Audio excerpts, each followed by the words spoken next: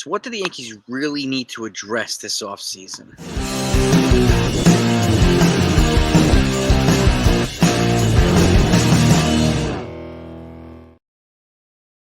Hey everybody, hope you're all doing well. So aside from the fact that we're down 3-0 to the Dodgers in the World Series, I want to do something to distract us from that just a little bit. Game 4 is tonight, and I don't know about you guys and gals, but I'm always looking for ways to come up with solutions on how to make the Yankees better, no matter what situation they're coming from. They win the World Series, how can they repeat? If they don't win the World Series, how can they win the World Series? And so on, right? And I've been looking at areas where they've been, and I've been talking about them vocally with regularity in the live streams, the post game shows, on where they can improve, and especially where they've been outperformed by other teams here, particularly the Dodgers, right? And so let's get to this. I mean, it's just straightforward.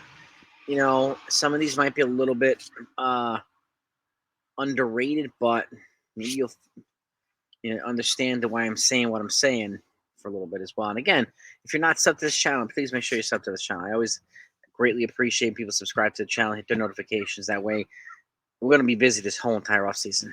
I mean, from free agency, and I'm working on a lot of stuff right now, so I don't want you to miss any of it. I really don't. And I cover football and regulars as well, all offseason, so that's going to be no dry spots. So I greatly appreciate it, and I want you to come along for the ride. So with that said, for me, number one, getting 1 or 2 bats that work the counts. Okay, I know there's been some talks about we need to get more contact, we need to get more power. That's fine and all, but at the end of the day, working the count is one of the things that we have not done, particularly in the postseason.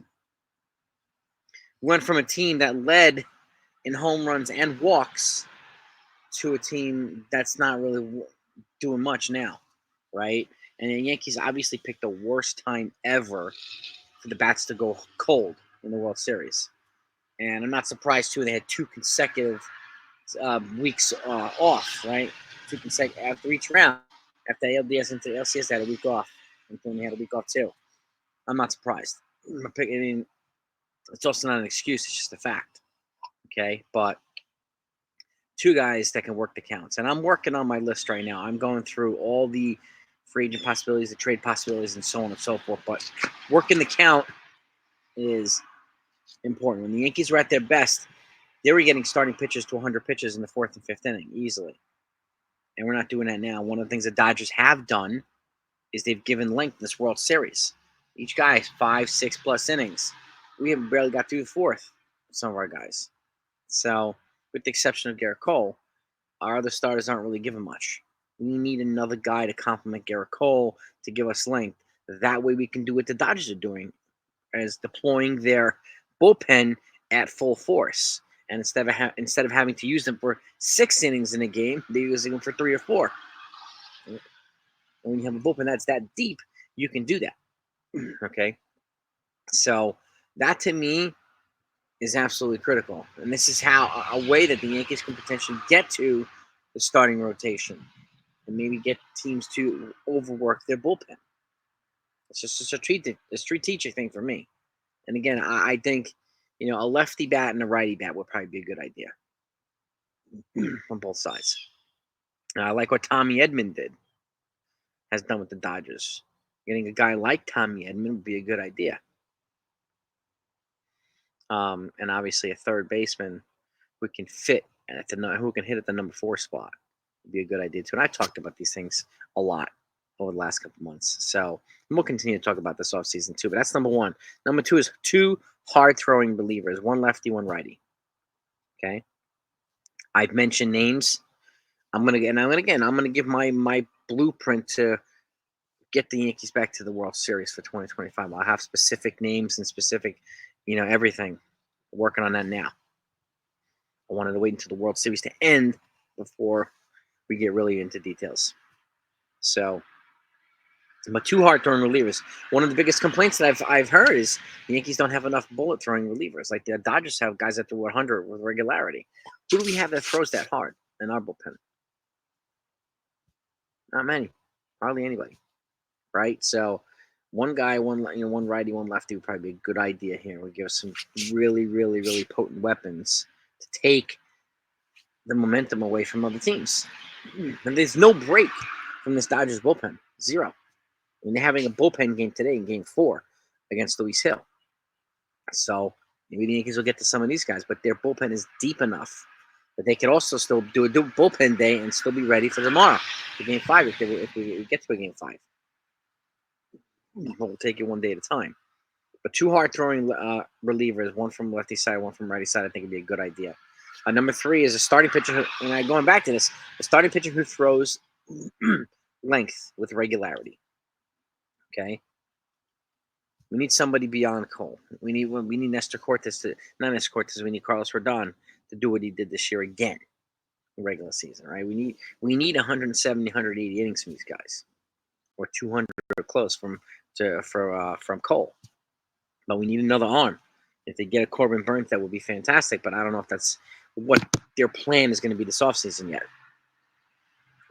If they lose the World Series, maybe the taste and the amount's going to be so bitter they can be like, you know what, F this, we're going Dodger style this offseason. The Dodgers go after everybody. They were always busy in free agency, always busy in the trade market, always. Okay, we're busy too, but they're actually making more moves than the Yankees are. So that's unfortunate, but it's true.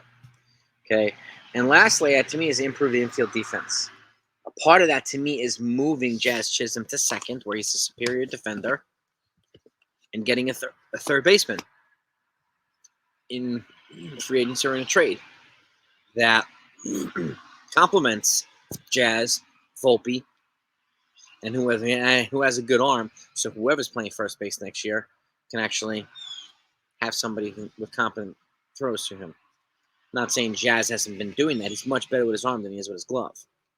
But he's been pretty solid with his glove. And this is not a natural third baseman either, but he's much better at second than he is at third. So I'd rather have him be at second next year, and I do think Gleyber Torres will be playing elsewhere.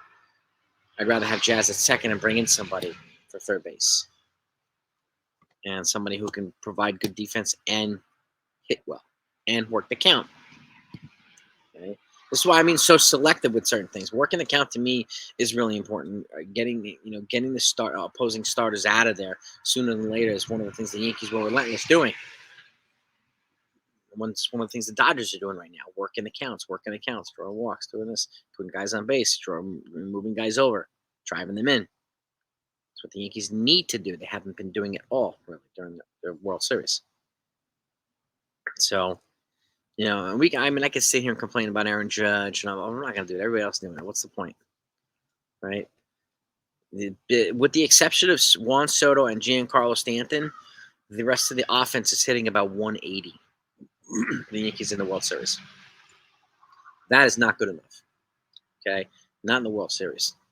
And, am I working a divisional round, which it did, or the championship round, which it did, not in the World Series. Not against a team like the Dodgers, who are deep from 1 through 9. 1 through 9.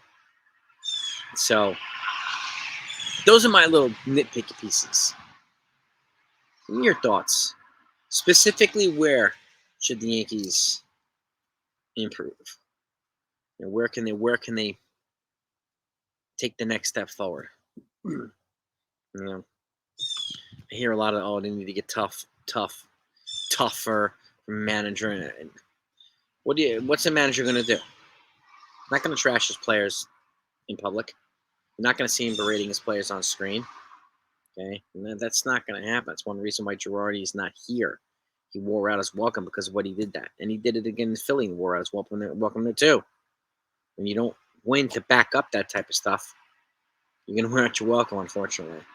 I like Girardi as a person, but it just unfortunately wasn't a fit anymore. Boone is a different fit. He's the fit that they like now. Okay, so we'll see what they do in the coaching staff. We'll see what they do. But these particular things, I think, would be good things for the Yankees to work on. And again, like I said, I'll have my list of players that fit these profiles. I'm working on it right now for you soon. I'll have my MLB free agent predictions coming soon too. I have some blockbuster trades that should happen. A lot of good, fun content's going to be happening. So, and it'll help us get through this winter. It'll It'll definitely help us get through the winter. And that's what we got. So that's what I have for you today. Obviously, I'll have the lineup when it comes out later on today for Game 4. And hopefully we'll celebrate a win tonight. If not, it's all over. Have a good day, gang. Talk to you later.